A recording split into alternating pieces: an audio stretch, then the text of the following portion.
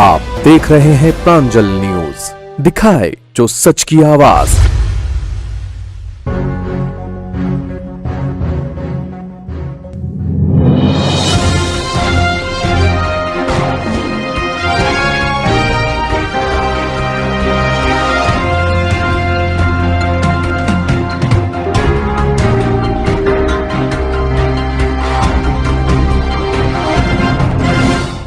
Samajwadi party Madhya Pradesh की प्रदेश कार्य समिति की बैठक आज प्रदेश अध्यक्ष राम नारायण पटेल की अध्यक्षता में संपन्न हुई।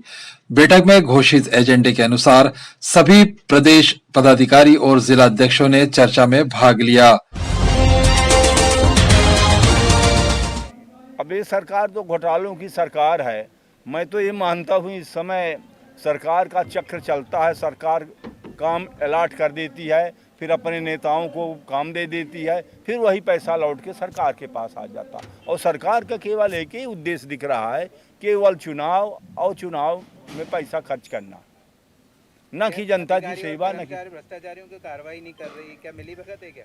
मैं तो ये कहता हूँ कि हमारे माननीय मुख्यमंत्री जी जब कभी दौड़े में जाते हैं और किसी प्रकार लापरवाही दिखती है तो बाबू को, ग्राम सेवक को और पटवारी को सस्पेंड करते हैं। मैं तो ये कहता हूं कि हमारे मुख्यमंत्री जी को कलेक्टर और एसपी को सस्पेंड करना चाहिए। जब कलेक्टर और एसपी सस्पेंड होंगे तब तो जिले में सुधार होगा, भ्रष्टाचार कम होगा।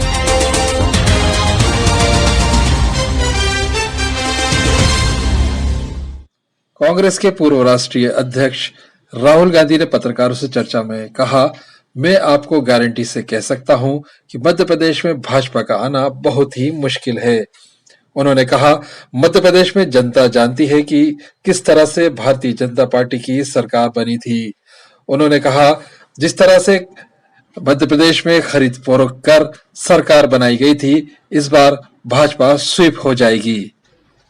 कांग्रेस, मैं आपको एक बात लिख के दे देता हूं अभी, कांग्रेस मध्य प्रदेश के चुनाव को स्वीप करेगी। बीजेपी वहां दिखाई नहीं देगी। मैं आपको गारंटी करके आप लिख लो और उस समय मुझे बता देना।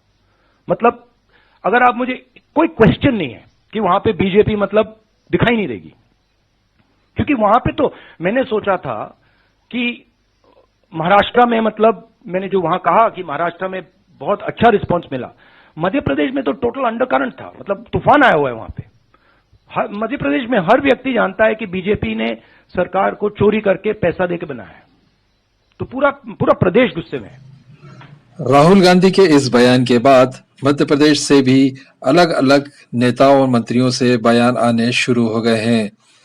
प्रदेश के चिकित्सा शिक्षा मंत्री विश्वास सारंग ने अपने बयान में कहा, राहुल गांधी का बयान मुंगेरी लाल के हसीन सपने जैसा है।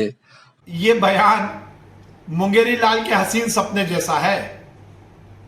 राहुल गांधी के साथ दिक्कत यही है, जब वो खेत में खड़े होते हैं तो खलियान की बात करते हैं, और खलियान में होते हैं तो खेत की बात करते हैं। ये वही मध्य प्रदेश है जिसमें 48 घंटे पहले ही कांग्रेस की ओर से कांग्रेस के विधायक लक्ष्मण सिंह जी ने खुलासा किया कि कमलनाथ जी ने जो सर्वे कराया है उसमें कांग्रेस की बद से बदतर स्थिति है।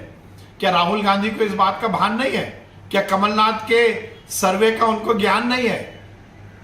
स्क्रिप्टेड भाषण देना, स्क्रिप्टेड बयान देना, यह राहुल गांधी की आदत है। और राहुल गांधी यदि सरकार बनाने का दावा कर रहे हैं मध्य प्रदेश में, तो पहले वो उन किसानों का तो उत्तर दे जिनसे उन्होंने वादा किया था कि कांग्रेस की सरकार बनने के बाद हम 2 लाख रुपए का कर्जा माफ करेंगे, नहीं तो मुख्यमंत्री को हटा देंगे। क्या एक भी किसान का मध्य प्रदेश में 2 लाख का कर्जा माफ हुआ? क्या एक भी बेरोजगार को बेरोजगारी भत्ता मिला? ये मुंगेरी लाल के हसीन सपने देखना राहुल गांधी बंद करे, यथार्थ की बात करे। और वो कह रहे हैं कि मैं लिख के दूंगा।